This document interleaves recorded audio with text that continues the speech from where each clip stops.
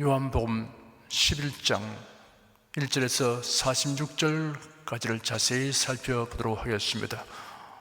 오늘 또 성령께서 우리 각 사람에게 살았고 운동적인 말씀의 권능을 풍성하게 체험하게 하여 주시고 예수님을 아는 지식이 더하게 하실 것을 확신합니다. 1절에서 3절까지 함께 읽겠습니다. 어떤 병든 자가 있으니 이는 마리아와 그 형제 마르다의 촌 베다니에 사는 나사로라. 이 마리아는 향유를 주께 붓고 머리털로 주의 발을 씻기던 자요, 병든 나사로는 그의 오라비르라. 이에 그 누이들이 예수께 사람을 보내어 가로되 주여 보시옵소서, 사랑하시는 자가 병들었나이다 하니. 요한복음에는 예수님의 신성을 입증하기 위해 행하신 7대 표적이 기록되어 있습니다. 그 가운데 마지막 표적이면서 최고의 표적은 죽은 나사로를 다시 살리신 이적 사건입니다. 이 사건이 요한복음 11장의 거의 전장에 걸쳐서 기록되어 있습니다. 예루살렘에서 동쪽으로 약 3km 정도 떨어진 곳에 베다니라고 불리는 마을이 있었습니다. 베다니는 감람산의 동쪽 경사면에 위치하고 있습니다. 이 마을에는 나사로가 살고 있었는데 그 누이들은 마르다와 마리아입니다. 이들은 예수를 매우 사랑하였습니다. 예수께서 이들에게 깊은 관심을 가지시며 사랑하셨습니다. 마리아에 대하여 소개하기를 이 마리아는 향유를 주께 붓고 머리털로 주의 발을 씻기던 자라고 하였습니다. 향유 사건은 본문의 나사로 사건 후에 발생한 것인데도 여기에 마리아를 소개하면서 부가하여 언급한 것은 그 사건이 그만큼 사람들에게 널리 알려진 일이었기 때문일 것입니다. 부모님을 여의고 나사로가 가장이 되어 집을 꾸려나가고 있었는데 그만 중병에 걸리고 말았습니다.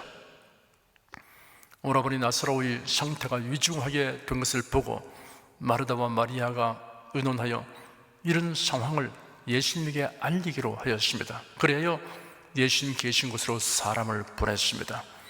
예수께서 예루살렘에서 행하신 기적과 말씀으로 인하여 유대인들이 예수님을 체포하려고 혈안이 되어 날뛰므로 예수님은 제 아들을 데리고 요단강 동편으로 가서 머물러 있었습니다.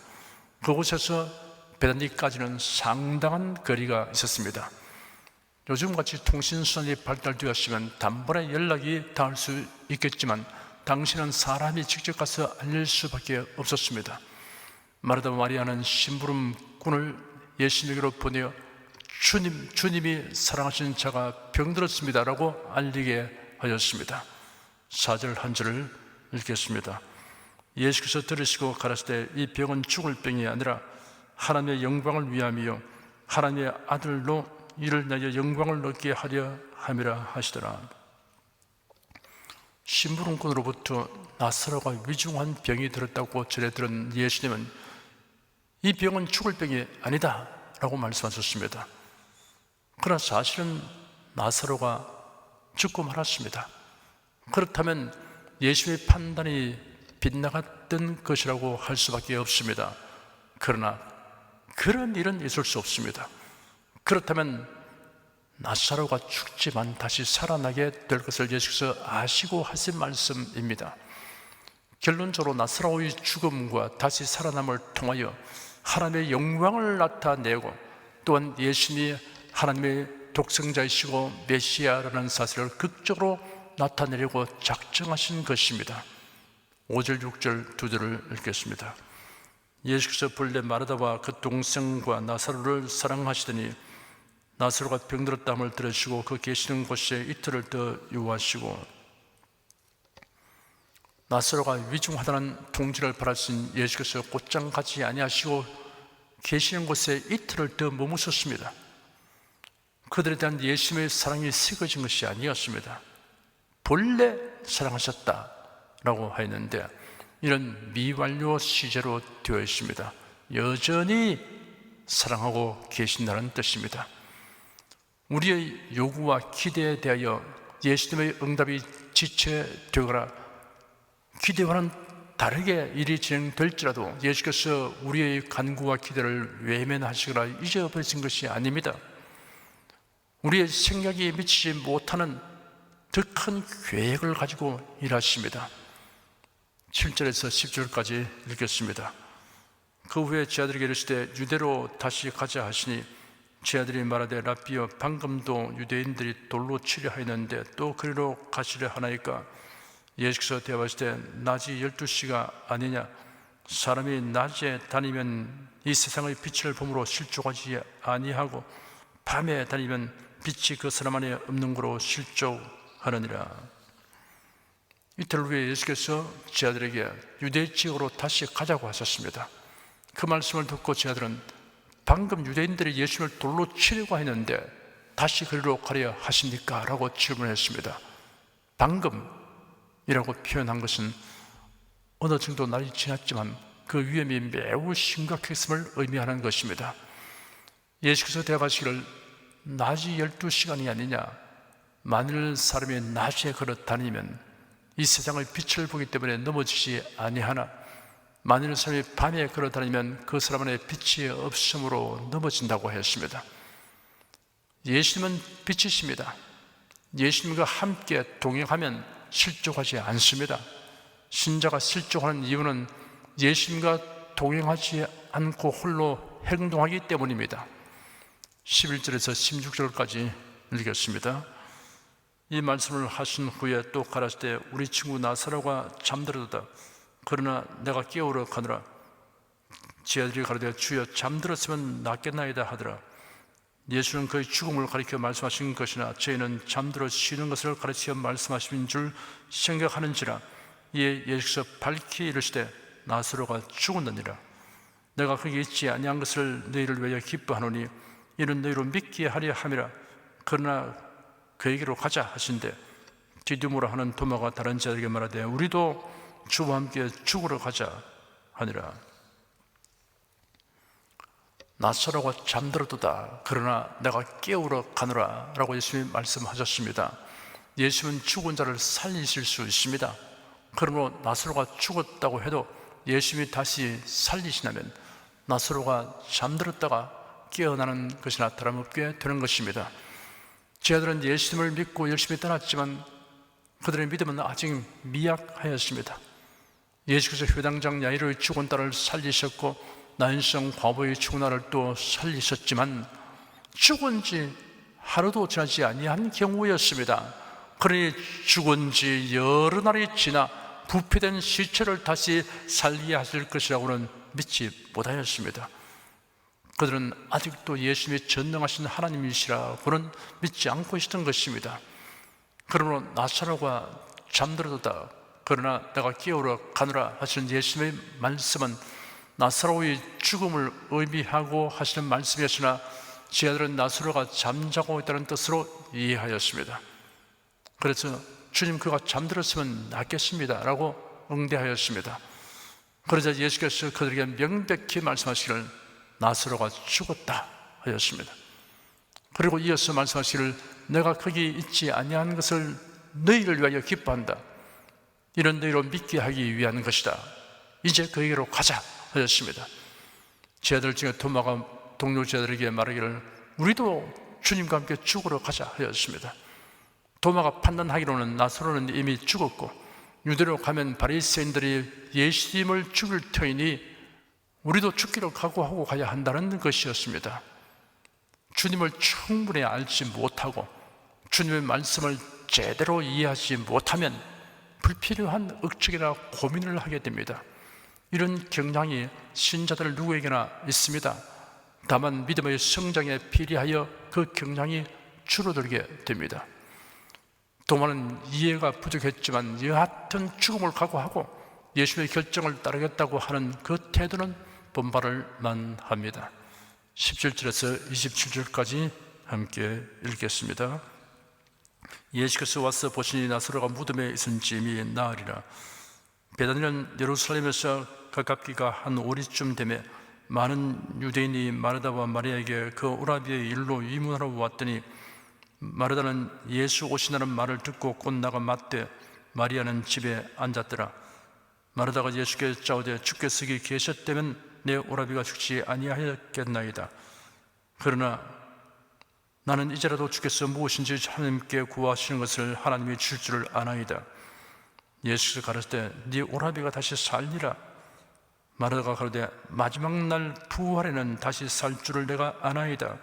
예수께서 가르치되 나는 부활이요 생명이니 나를 믿는 자는 죽어도 살겠고 무릇 살아서 나를 믿는 자는 영원히 죽지 아니하리니 이것을 내가 믿느냐. 가로되 주여 그러하배다. 주는 그리스도시요 세상에 오시는 하나님의 아들이신 줄 내가 믿나이다. 예수께서 베다니에 도착했을 때는 나사로가 죽은 지 이미 나흘이 지났고 장례가 모두 끝난 뒤였습니다. 베다니는 예루살렘에서 가까운 곳이므로 예루살렘에서 문상객들이 많이 왔습니다. 예수님이 오셔서 마을 입구에 계시다는 말을 누가 전했습니다. 마르다는 곧장 예수를 맞이하려고 달려나갔습니다. 그러나 마리아는 그대로 앉아 있었습니다.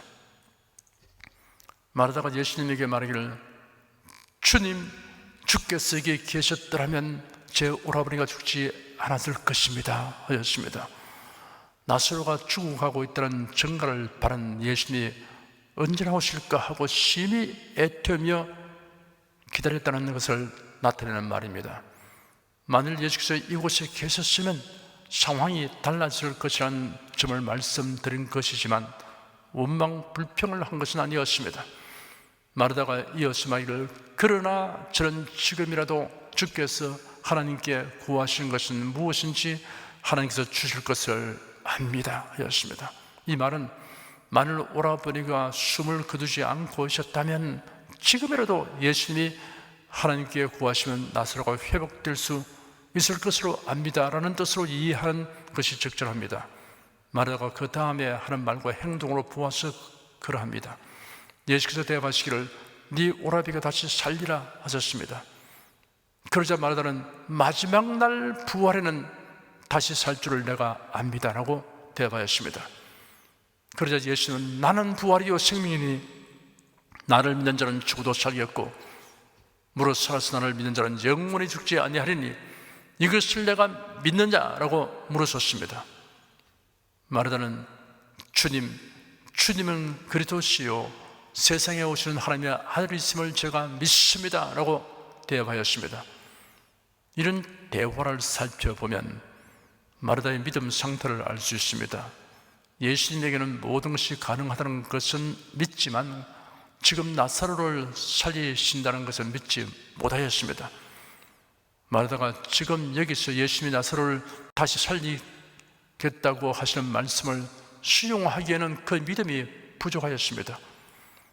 마르다는 먼 내일 곧 부활의 날을 연관시켜 말했습니다. 그러자 예수께서 영생과 부활에 관하여 매우 보배로운 말씀을 하셨습니다. 나는 부활이요 생명이니 나를 믿는 자는 죽어도 살겠고 무릇 살아서 나를 믿는 자는 영원히 죽지 아니하리니 하였습니다. 나를 믿는 자는 죽어도 살겠고 하였습니다. 그리스도인의 죽음은 부활을 전제한 죽음이라는 뜻입니다. 부활 시에 영광스러운 몸, 신령한 몸으로 다시 살아날 것입니다. 살아서 나를 믿는 자는 영원히 죽지 아니하리니 하였습니다. 이 생에 살 동안 예수를 믿는 사람의 영혼은 새 생명을 얻어 하나님의 자녀로 거듭납니다. 이러한 새 생명이 예수 그리스도로 말미암는 영생입니다. 다른 사람이 볼 때 육신의 숨이 끊어졌으므로 죽었다라고 말하지만 본인은 그 순간 짐진 것 같은 육신을 벗고 참되고 영원한 기쁨과 평안을 맛보게 됩니다. 그 영혼은 천사들이 받들어 천국으로 인도합니다. 그러므로 그리스도인에게는 사실상 죽음이 없다는 뜻입니다. 28절에서 37절까지 읽겠습니다. 이 말을 하고 돌아가서 가만히 그 형제 마리아를 불러 말하되 선생님이 오셔서 너를 부르신다 하니 마리아가 이 말을 듣고 급히 일어나 예수께 나아가며 예수는 아직 마을로 들어오지 아니하시고 마르다의 맞던 곳에 그저 계시더라. 마리아와 함께 집에 있어 위로하던 유대인들은 그의 급히 일어나 나가는 것을 보고 곡하러 무덤에 가는 줄로 생각하고 따라가더니 마리아가 예수 계신 곳에 와서 보이고 그 발 앞에 엎드려 가로되 주께서 여기 계셨다면 내 오라비가 죽지 아니하였겠나이다 하더라. 예수께서 그의 우는 것과 또 함께 온 유대인들의 우는 것을 보시고 심령의 통분이 여기시고 민망히 여기사 가라사대 그를 어디 두었느냐 가로되 주여 와서 보옵소서 하니 예수께서 눈물을 흘리시더라. 이에 유대인들이 말하되 보라 그를 어떻게 사랑하였는가 하며 그중 어떤 이런 말하되 소경의 눈을 뜨게 한 이 사람이 그 사람은 죽지 않게 할 수 없었더냐 하더라. 마르다는 집으로 돌아가서 마리아에게 예수님이 마을 입구에서 너를 부르신다고 알렸습니다. 예수님이 그렇게 말씀하시는지 아니면 마르다가 동생을 생각하는 은혜의 배려에서 나온 것인지는 확실치 않습니다. 예수님이 상갓집으로 가시지 아니한 것은 조문하러 오신 것이 아니라 나사로를 다시 살리시려고 오셨기 때문입니다. 마리아가 달려나가자 조문객들은 마리아가 무덤에 가는 것으로 알고 따라왔습니다. 예수께로 달려온 마리아는 예수의 발 아래에 엎드렸습니다. 그리고 언니가 했던 말과 같은 말을 하고 울었습니다. 조문객들도 모두 울었습니다. 눈물이 웅변보다 더 강한 호소력을 지닐 때가 있습니다. 예수 마리아와 유대인들이 우는 것을 보시고 탄식하시며 민망히 여기셨습니다.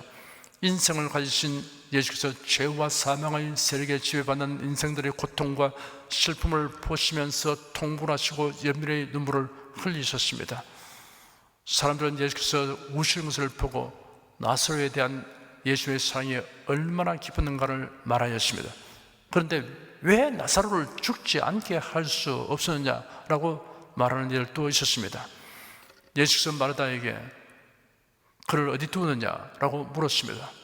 이 질문은 예수께서 나사로의 무덤 위치를 알지 못하여 물은 것이 아닙니다.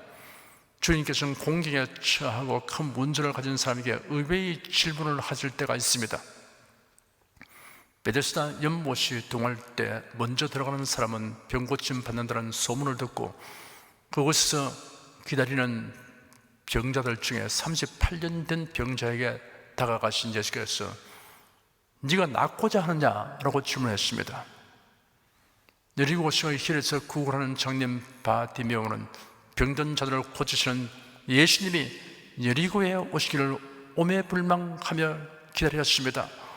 드디어 여리고의 거리를 지나시는 예수님을 향하여 큰 소리로 호소하니 예수께서 들으시고 오라고 그를 부르셨습니다.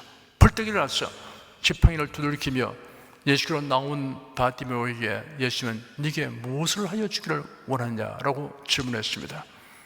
이런 질문들은 예수님이 몰라서 묻는 것이 아닙니다. 그 질문은 문제를 해결하여 주시려고 하는 주님의 의지 표명입니다. 38절에서 44절까지 함께 읽겠습니다. 이에 예수께서 다시 속으로 통분히 여기시며 무덤에 가시니 무덤이 굴이라 돌로 막았거늘 예수께서 가라사대 돌을 옮겨 놓으라 하시니 그 죽은 자의 누이 마르다가 가로되 주여 죽은 지가 나흘이 되었음에 벌써 냄새가 나나이다. 예수께서 가라사대 내 말이 네가 믿으면 하나님의 영광을 보리라 하지 아니하였느냐 하신데 돌을 옮겨 놓으니 예수께서 눈을 들어 우르르 보시고 가라사대 아버지여 내 말을 들으신 것을 감사하나이다. 항상 내 말을 들으신 줄을 내가 알았나이다. 그러나 이 말씀 하옵는 것은 둘러서 무리를 위함이니 곧 아버지께서 나를 보내신 것을 죄로 믿게 하려 함이니이다.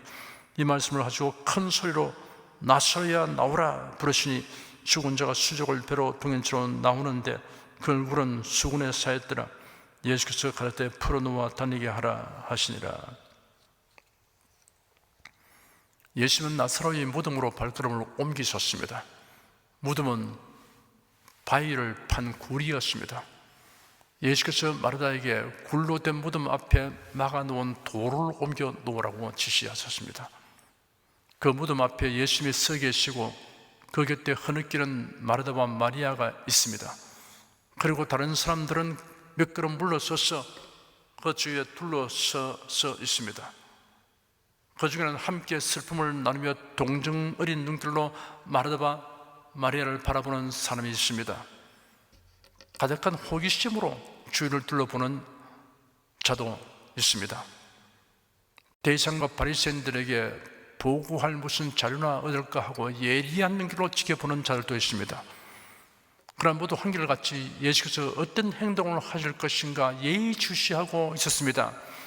드디어 침묵을 깨뜨리고 예수님은 부드러우면서도 힘있게 마르다야, 돌을 옮겨 놓아라 하였습니다. 뜻밖의 지시에 마르다는 당혹스러웠습니다. 주님, 죽은 지가 나흘이 되어 벌써 냄새가 납니다 하고 난색을 표명했습니다.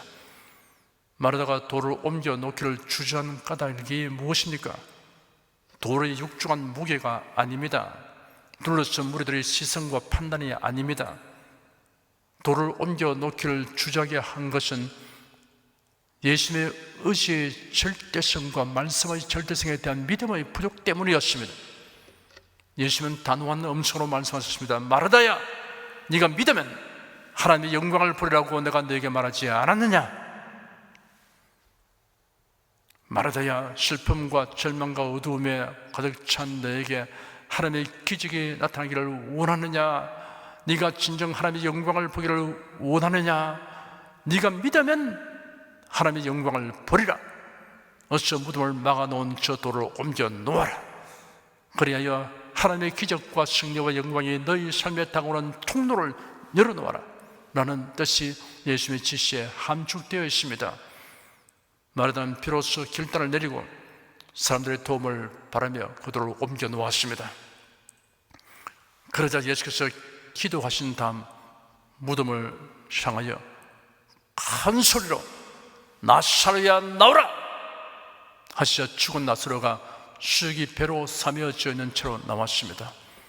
여기서 우리가 알아야 할 것은 모든 문제의 해결책이 되는 두 가지 중대한 원리입니다. 첫째, 상황이나 처지보다 예수님의 의지가 더 중요하다는 사실입니다. 아무리 상황이 복잡하게 꼬여 있어도 문제가 크고 많아도 그것을 해결하고자 하는 주님의 의지만 있으면 다 해결되는 것을 우리가 믿어야 합니다. 둘째, 인간의 지식과 경험과 느낌보다 주님의 말씀에 최고 권위를 둬야 한다는 사실입니다. 여러분이 알고 있는 지식, 경험하는 것, 그리고 느낌으로는 아니야, 그것은 해결될 수 없어 할지라도 하나님 말씀이 그것이 해결된다고 하면 해결되는 것입니다. 그러므로 우리는 주님의 의지가 어디 있는지를 알기를 힘써야 합니다. 그리고 주님께서 어떻게 말씀하셨는가를 살펴보아야 합니다. 주님의 의지를 붙들고 그 말씀에 의거해서 나갈 때는 여러분께서 조금도 걱정하지 말고 담대하게 나가십시오.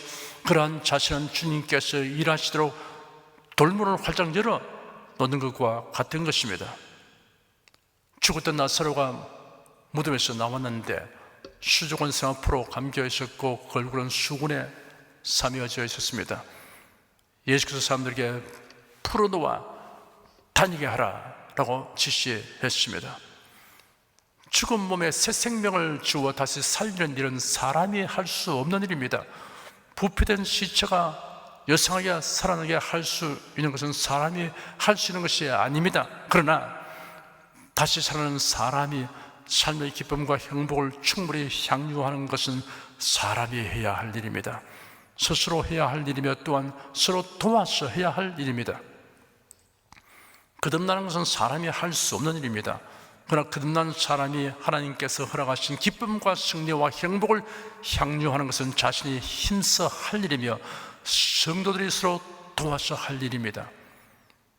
나사로의 머리와 몸에서 수금과 생포를 풀어버리도록 조차게 한 장면에서 우리가 새 생명 얻은 자답게 살기 위해 취해야 할 조치에 관한 상징적인 의미와 교훈을 얻을 수 있습니다.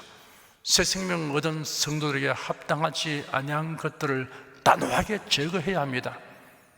아집과 편견이라는 수금과 생포를 제거해야 합니다.